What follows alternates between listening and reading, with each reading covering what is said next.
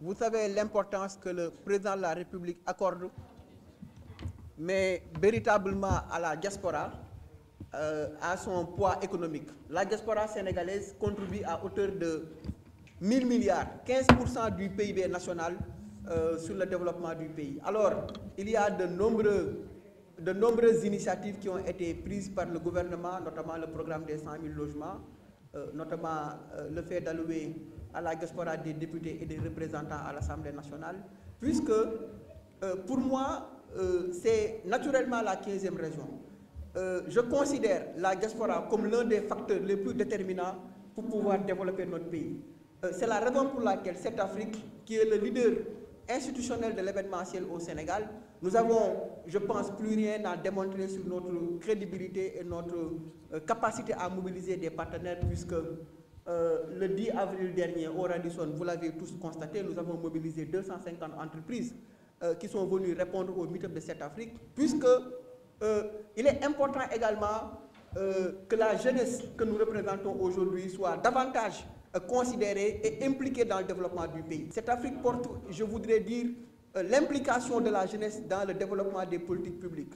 Nous sommes un média dont la jeunesse, l'économie, l'entrepreneuriat, les finances publiques occupent une place centrale et importante. C'est la raison pour laquelle nous prenons davantage d'initiatives pour sensibiliser les gens sur ce que c'est que l'économie et la finance, sur sensibiliser les gens sur, mais véritablement les politiques publiques qui sont menées par l'État. Il faut qu'il y ait pour moi un média, mais un média qui suit les politiques publiques, qui suit les parcours des dirigeants, mais qui réunit les gens pour parler d'économie. Et je le dis, dans ce pays-là, on parle trop de politique, et je ne connais pas un pays qui s'est développé par la floraison de partis politiques et d'acteurs politiques. Il est important également qu'on pense à l'économie, qu'on parle d'économie, que les acteurs économiques puissent occuper une place importante, mais véritablement dans le développement du pays. C'est l'occasion pour moi également de remercier le chef de l'État, Macky Sall. J'ai senti son implication et son soutien.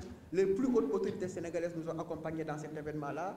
Madame le ministre Aïssata Tall, ministre des Affaires étrangères, qui nous a reçus dans son bureau, nous a écoutés et n'a ménagé aucun effort pour la réussite de cet événement. Mais également le secrétaire d'État au Sénégalais de l'extérieur, M. Moïse Sarr, M. le ministre Ablaye Sow en charge du logement, de l'urbanisme, et M. Amadou Thiam, directeur de la construction. C'est pour moi, en tout cas ici, l'occasion de remercier les plus hautes autorités sénégalaises. Moi, en tout cas, à travers ce projet-là, j'ai senti que le Sénégal est un grand pays et que les autorités sont dignes de notre confiance. J'ai senti l'implication de la plus haute autorité, en tout cas dans la bonne réussite de cet événement-là, parce que nous, ce que nous faisons, nous le faisons pour notre pays. Nous, ce que nous faisons, nous le faisons pour la jeunesse de notre pays. Nous ne sommes pas engagés d'un bord ou d'un autre bord, en tout cas politique. Nous sommes nés au Sénégal, nous avons grandi ici. Je suis suffisamment, en tout cas, on a suffisamment parlé de notre parcours, il est plus important d'y revenir.